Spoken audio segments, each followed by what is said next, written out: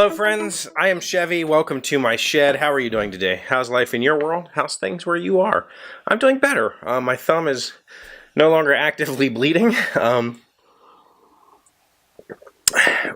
When the screwdriver slipped, I must have taken my finger off the trigger because it's not like it bored a hole in my finger. It just punched a star-shaped, or I guess a plus-shaped hole in my hand, and it sealed up pretty well. So I'm going to avoid doctors on this for now, unless I start seeing some, some like signs of infection or something. Right now it looks very clean and nice, so I'm just going to leave it alone. It is Tuesday, and my daughter's Christmas program is tonight. My oldest daughter. This is her last year in middle school choir, so they're doing their middle school choir concert. They do it every year. It's really awesome. They actually do a really good job. So I'm excited to go see her tonight. So I'm going to cut this a little bit short, and I'm just gonna finally get this off my chest. I've been watching Sopranos, and I've been thinking the entire time that I've been watching this show that I need to put together some sort of thought process or start thinking about how I could review this series for you, and I can't. And chances are you've already seen it, or if you haven't, you have no interest in seeing it, because it was kind of a big deal when it was out. Of course, it's on HBO, so not everybody could see it. But I've been watching it. I am very near to the end. I'm on the second half of season 2 or season 6 now, so that's near the end. And I understand that the ending is trash, and I get that. I already know what the ending is, essentially, from Family Guy. Thanks, Family Guy. But I'm watching it because my friend watched it, and she liked it a lot, and she wanted to rewatch it, and she asked me if I would rewatch it with her, and I said, sure, absolutely. One thing I have learned through her friendship is that I really do enjoy just chilling and watching stuff. And I never did that. I never enjoyed that in my entire life. I've never been one to just sit and watch. So we started watching this series, and I really got hooked on it. I really liked it. And everybody says season 6 sucks, and I don't agree. There has been definitely some weirdness in this season, but if you don't know what Sopranos is, it is a show about the American Mafia in the late 90s, early 2000s. And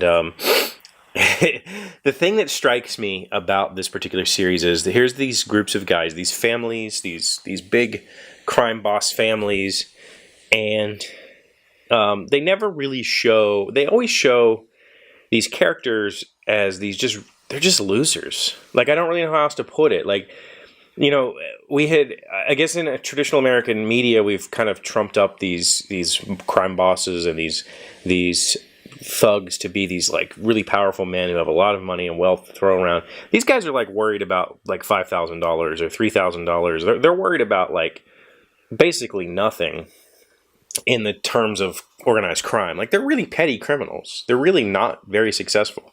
At least what they show on the show. There is hints that there is big deals where they buy huge shipments of stuff and sell it off, or they, Tony, the boss of the family, has quite a bit of property that he owns, and he sold for $500,000 here or whatever. But I've always imagined these crime families as they were romanticized to be.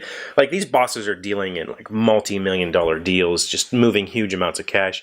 And in the show, they depict it. I think they're depicting it in a very real way, that these are just kind of like petty crooks who make a decent living at it because it's not really that big of a deal. The feds are building this racketeering case against him, all this sort of thing, but it's really over, maybe a few million dollars total, not millions and millions and billions of, not this huge crime thing. So I really appreciate that perspective, because it changed my perspective of who these people were quite a bit, and it's made me really stop and read and think about, like, what are we talking about here? What do these guys really have? And for the most part, the vast majority of them, they weren't captains. The regular guys, the made men, are just, $50,000, $60,000, $100,000 a year kind of guys, like, not really moving that much, not doing that big of a deal. And that really fascinates me.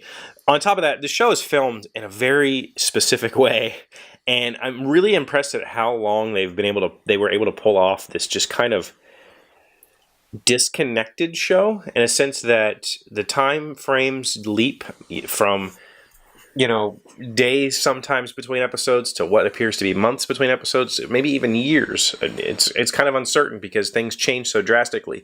They don't tell you what all's happened. They don't recap anything. They don't ever try to explain to you that this moved there or whatever. It just jumps right into the next story and moves on.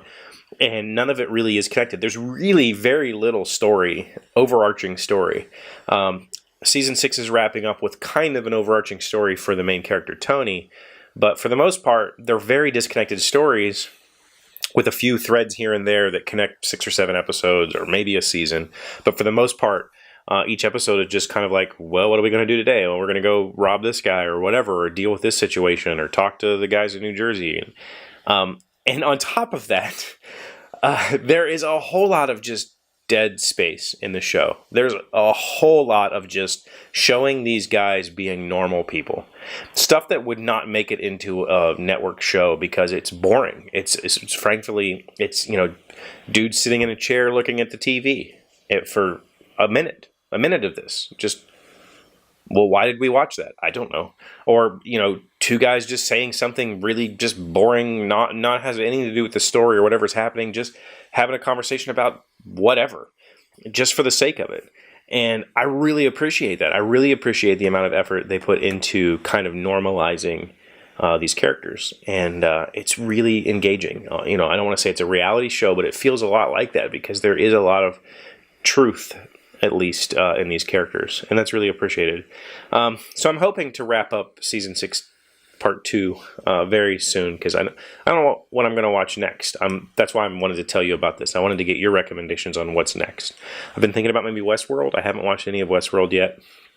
I've also been rewatching Twin Peaks, but I do that pretty irregularly. Rewatch all of Twin Peaks just because I really love David Lynch. I don't really have any other series on my mind right now, so I'd love to hear thoughts from you. If you have a series you think I should watch, put that in the comments below.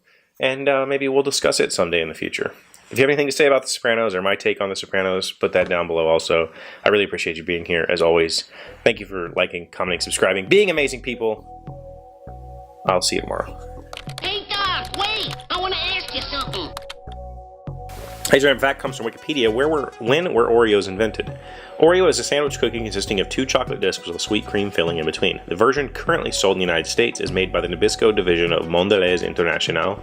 Oreo has become the best-selling cookie in the United States since its introduction in 1912.